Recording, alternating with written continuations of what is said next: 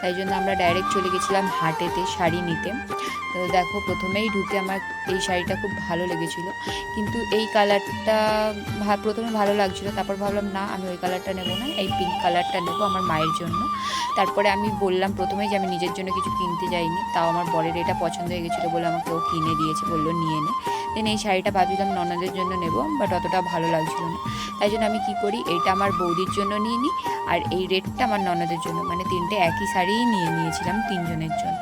তারপরে এখানে চলে আসি আমরা, এখানে এই বরফ পানি খেতে। দেখো দুটো বরফ পানি নিয়ে নিয়েছিলাম, এই গরমে তো একটু বরফ পানি বানতাই। তারপর খেয়ে দিয়ে আমরা বেরিয়ে গেছিলাম এবার বাড়ির দিকে। তো বাড়িতে গিয়ে আবার সব জিনিসপত্র রেখে চলে এসেছিলাম আমি দোকানেতে, যে দোকানে আমি কাজ করি সেখানে ছেলেদের অনেক ভালো ভালো কালেকশন থাকে, তো সেখানে জামাইবাবুর জন্য নেওয়া ছিল, মানে আমার নন্দাইয়ের জন্য। তো দেখো এই প্যান্টটা পছন্দ হয়েছিল প্রথমেই, আর এই শার্টটা পছন্দ হয়েছিল, তো এই দুটোই নিয়ে নিলাম। নিয়ে ব্লগটা এখানেই এন্ড করছি গাইস, টাটা।